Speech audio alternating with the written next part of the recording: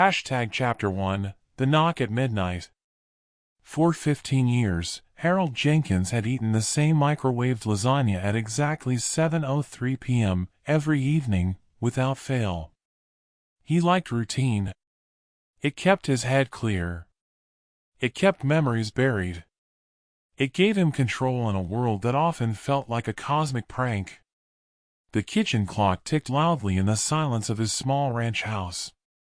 The lasagna steamed on its paper plate, and Harold, a man with graying hair and the posture of someone permanently disappointed in his students, sat at the table. He had taught history before the divorce, before retirement, before the loneliness. And then came the knock. 3 sharp raps on the front door, crisp and deliberate, as if rehearsed. He froze, fork halfway to his mouth. Nobody knocked on Harold's door. The UPS guy tossed boxes from the driveway, the meter reader avoided eye contact, and his nearest neighbor lived 4 miles away. The knock came again. "Wonderful," Harold muttered, standing. "Either it's the Girl Scouts, or I'm about to be robbed by the politest burglar in Texas." He opened the door. 7 figures stood on his porch. They looked like a bad joke. One wore a Roman sandal on his left foot and a futuristic boot on the right. Another had a cowboy hat balanced over something that might have been antennae. One woman wore a spacesuit with the helmet tucked under her arm, though the suit's design looked centuries out of date. All of them carried strange wristwatches, each different, each humming faintly. The tallest cleared his throat. "Are you Harold Jenkins?" Harold blinked. "Depends who's asking. If you're selling solar panels, I'm suddenly Amish." They exchanged glances, whispering in languages Harold didn't recognize, but their accents sounded wrong. Out of sync, as if they belonged to no single century. Finally, the woman in the spacesuit stepped forward. "We apologize for the intrusion. We require shelter." Harold raised an eyebrow. "This isn't an Airbnb. You got the wrong Jenkins." The man with the mismatched shoes interjected, "You are the correct Harold. The coordinates are precise." His English was stiff, clipped, like someone reading lines off a cue card. Harold studied them for a long moment, then stepped aside. "Fine. Come in before the coyotes get curious." Inside, his kitchen smelled of reheated tomato sauce and burnt cheese. The travelers filed in awkwardly, sitting around the table. Their clothing clashed like a thrift store explosion: Victorian coat, digital visor, chainmail, polyester tracksuit. They avoided eye contact, whispering among themselves. Harold poured coffee into mismatched mugs. "So, you break into a retiree's evening because, what? Car trouble? Lost your wagon train?" The woman set down her helmet. "We're travelers. From different points. Time travelers," Harold said flatly. The room fell silent. "How?" the man in chainmail began, but Harold cut him off. "Because your watches are pulsing temporal signatures like cheap neon signs, because your accents don't belong to any region on Earth, and because no normal person dresses like a Renaissance fair exploded. Now, let's try honesty before my coffee gets cold." The group stared, unease spreading across their faces. The cowboy hatted one whispered, "He knows." Harold sipped his coffee. "Of course I know. The question is, why knock on my door?" The leader hesitated. "We were told you survived." Harold frowned. "Survived what, exactly?" The travelers exchanged nervous glances. The woman leaned forward. "The erasure. Humanity was wiped from the continuum. Removed. No records remain. Yet, here you are." Harold chuckled softly. "You make it sound like I'm some museum exhibit. Behold, the last human." "Precisely," the leader said. He put down his mug with deliberate care. "I'm flattered. Really? But let me save you time. I'm just a divorced history teacher who happens to enjoy reheated pasta. Nothing worth crossing time for. But his eyes, calm, unblinking, made them shift in their seats. The man in chainmail tried a smile. Perhaps he is harmless. Harold leaned back, folding his hands. That's what wolves want deer to think. The words landed like stones. A nervous silence stretched. The woman forced a laugh. You jest. Do I? Harold asked softly. His gaze flicked to their watches. You're not just travelers. You're fugitives. Someone's chasing you. Their faces paled. How could you? The cowboy began, but Harold cut him off again. Because you kept looking out the window. Because your leader's sweating under air conditioning. Because you chose my ranch, in the middle of nowhere, instead of any town where you could disappear. You weren't looking for shelter. You were looking for safety. The leader swallowed. You are observant. I taught teenagers, Harold said dryly. I had to be. The microwave beeped. Harold rose, retrieved his lasagna, and sat back down as if nothing unusual was happening. He cut a piece, chewed thoughtfully, and spoke through the steam. So tell me the truth. Why hunt for the last human? And why me? The woman hesitated. Then, with a voice almost trembling, because you're not supposed to exist. Harold laughed, a genuine, warm laugh that made them all relax for half a second, before his expression hardened. Funny thing about existence, he said, placing the fork down. Sometimes it bites back. The cowboy shifted nervously.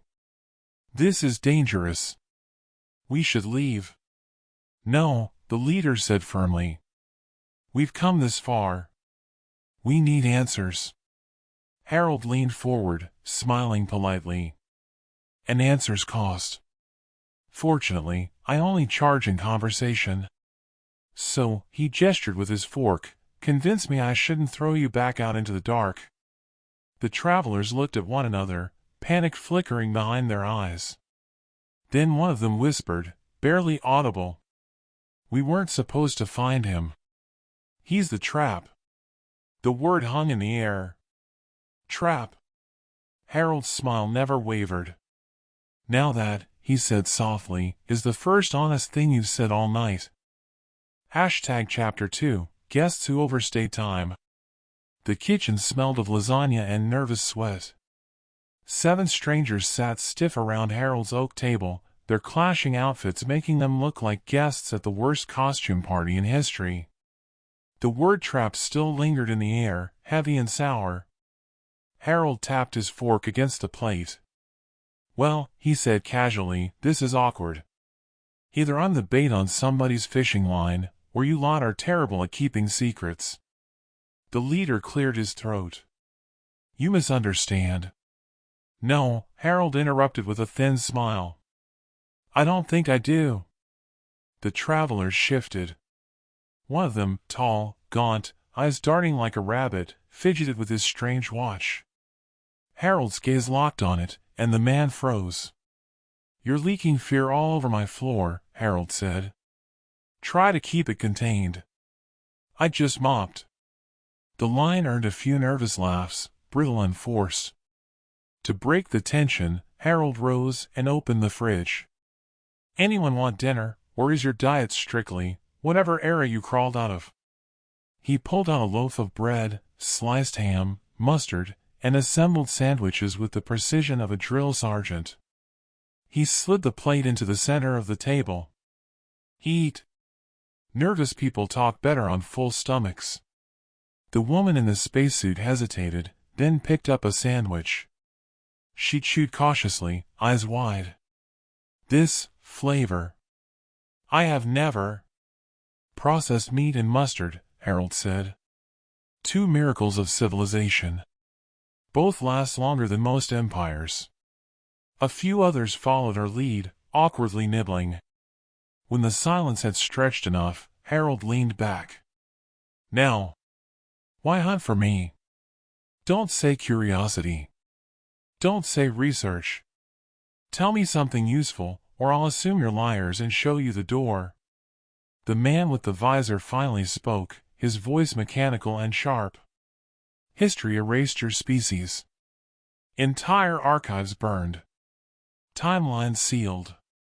Yet fragments persist, stories of predators in polite clothing, strategists who smiled while dismantling empires.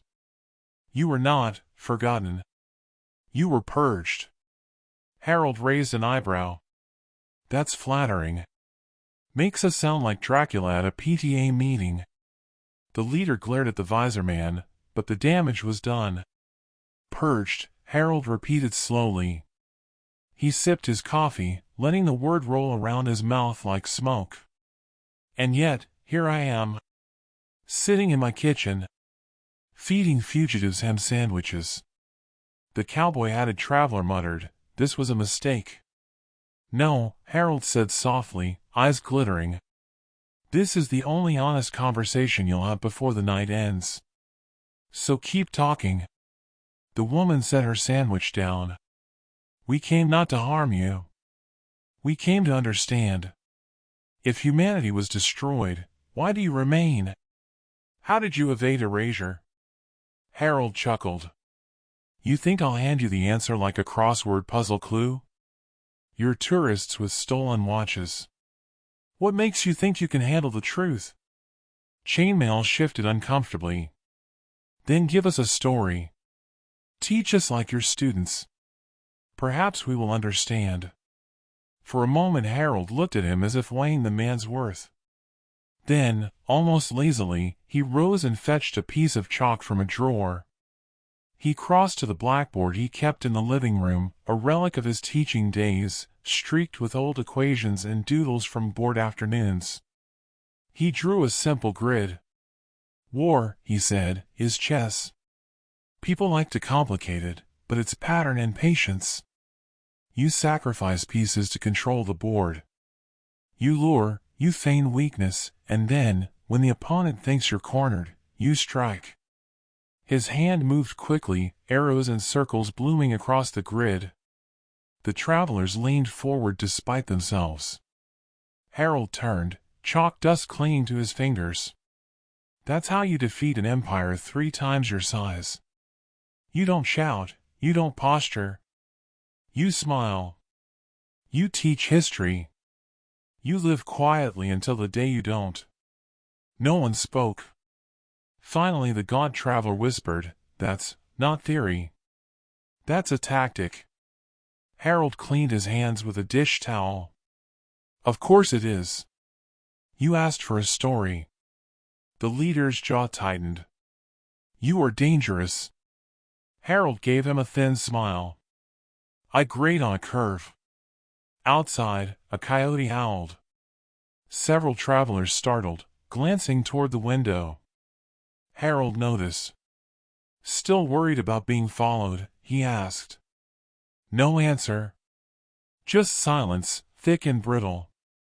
He leaned forward, voice low but polite. "They're close, aren't they? Whoever's chasing you. You dragged them to my doorstep." The woman clenched her jaw. "We didn't mean—" "I know you didn't," Harold interrupted. His voice was calm, but the edge beneath it was razor-sharp. "But intentions don't clean blood off floors." The group stared at him, unsettled by how casually he said it. Harold rose and cleared his plate. "You should all get some rest," he said, tone deceptively warm. "The spare room's full of boxes, but the couch reclines. Don't touch the liquor cabinet. Don't open the shed. And if you hear anything outside, stay inside." The cowboy frowned. "Why?" Harold smiled. "Because this is Texas. And the things out there bite harder than me." He left them sitting in the kitchen, the ticking clock growing louder with each passing second. Hours later, the travelers whispered among themselves in the darkened living room. "He knows too much," muttered the visor man. He's only one human, the leader replied. If we control him, we control the paradox. And if he controls us, the woman countered. Did you see his eyes? He was waiting. Like he knew we'd come. The cowboy whispered the word again, the one that wouldn't leave their minds. Trap. In his bedroom, Harold sat awake, staring at the moonlight spilling across the floor. His expression was calm, almost peaceful. He had been patient for 15 years. Patient and quiet. Waiting for the knock. Now it had come. And outside, in the distance, something moved through the darkness, something that wasn't a coyote. Harold smiled to himself and whispered, finally. Chapter 3, The Hunters Become the Hunted.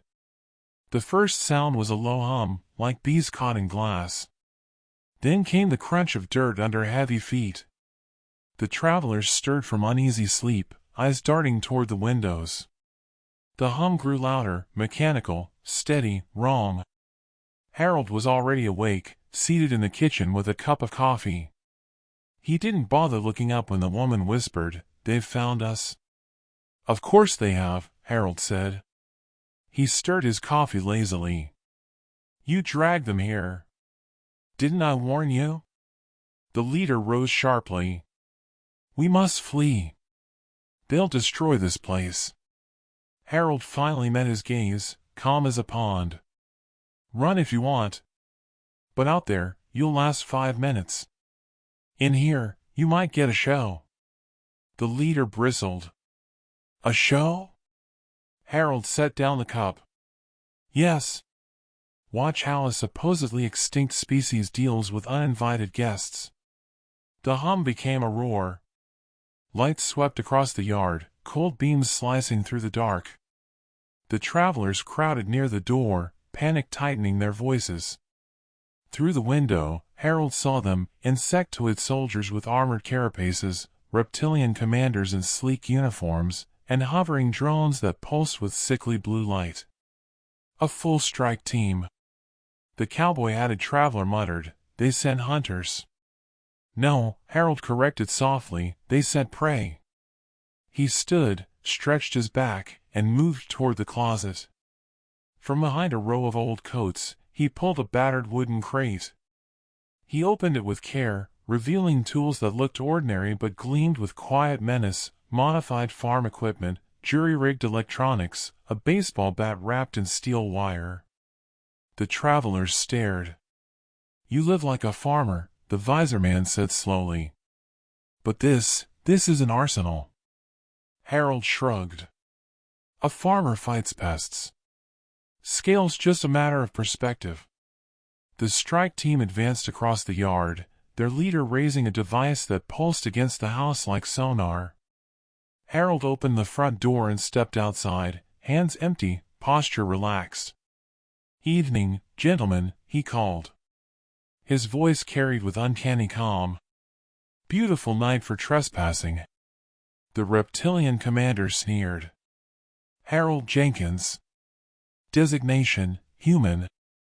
You will surrender." Harold smiled politely. "Surrender? I retired years ago.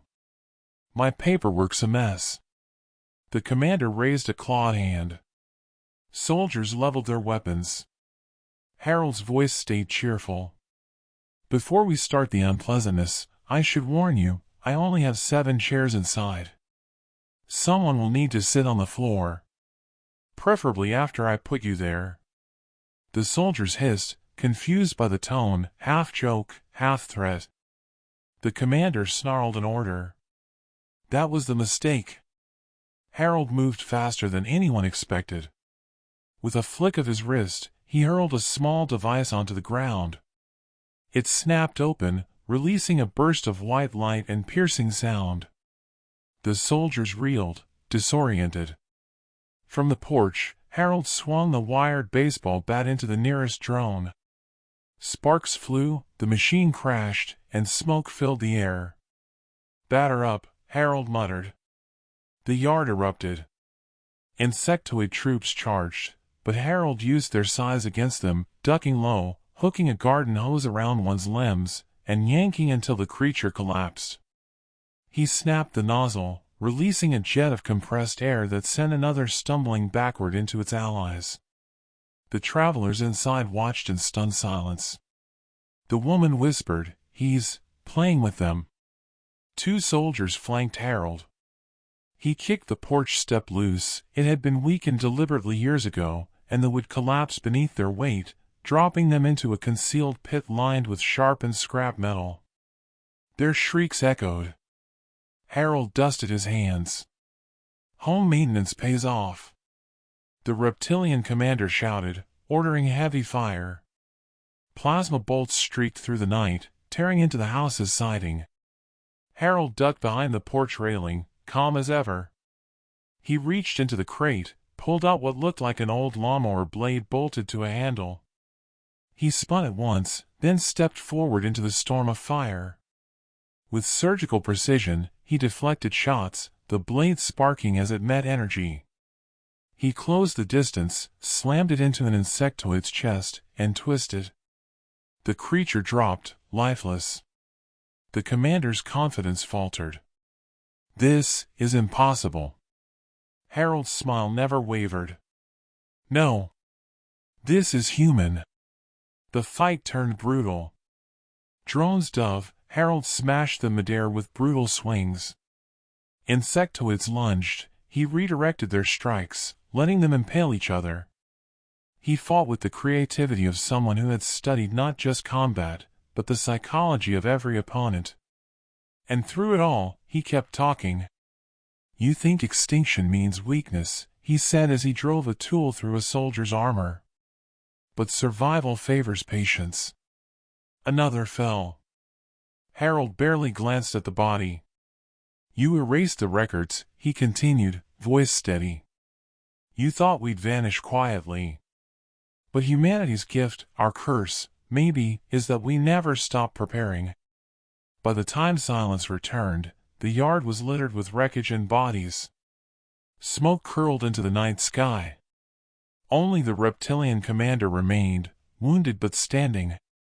Harold approached him slowly, calmly, as though finishing a lecture. "You came here thinking you'd erase me.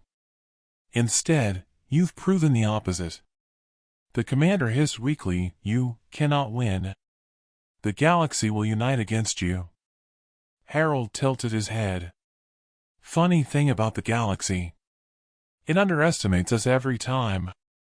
He leaned closer, voice dropping to a whisper that dripped polite menace. "Tell your masters humanity isn't extinct. Tell them we're waiting. And we smile while we sharpen knives." The commander stumbled back, terrified, then activated a recall beacon. In a flash of light, he vanished, leaving only the smell of scorched earth. Harold turned, wiping blood from his hands with a kitchen towel as if he'd just finished fixing a leaky sink. The travelers stood frozen in the doorway, unable to look away. The cowboy finally spoke, voice shaking. "What are you?" Harold smiled warmly, almost kindly. "I told you. Retired teacher. Divorced. Quiet life. Nothing special." The visor man swallowed hard. "That was not quiet." "No," Harold agreed, setting the bat back into its crate. "That was practice." Inside, he poured himself another coffee while the travelers remained silent, shaken to the core.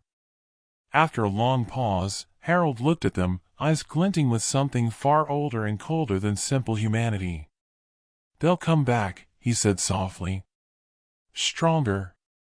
Smarter. But that's fine." He sipped the coffee, unfazed. "Because I've been waiting 15 years. And patience," he set down the cup with a quiet click. "Patience is what makes humans dangerous." Chapter 4, The Apex Predator's Smile. The wreckage outside still smoked. The scent of scorched metal and charred alien flesh seeped into the ranch house. The travelers sat huddled in Harold's living room, their faces pale, eyes wide, breaths shallow. They had seen battles before, but nothing like this. Harold moved through the room as though nothing extraordinary had happened.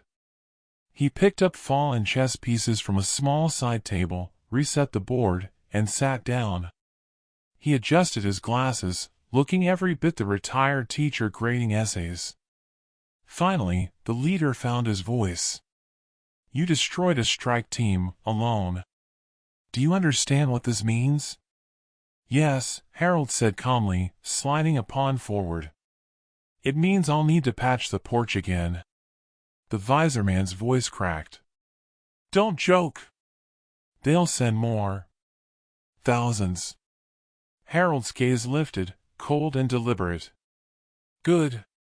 Saves me the trouble of waiting." The woman stood, her helmet tucked under one arm. "Stop pretending. Who are you? What are you really?" "I already told you," Harold replied, moving a knight. "Retired. Divorced. History teacher. Add a few hobbies, gardening, carpentry, setting traps for invasive pests." "Invaders are not pests," the leader snapped. Harold gave him a thin smile.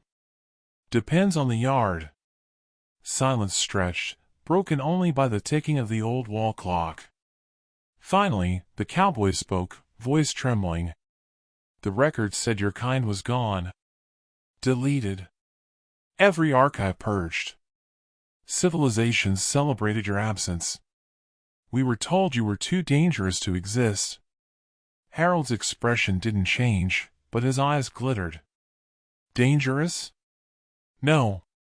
Predictable, maybe. You see, predators bare their teeth. Humans don't need to.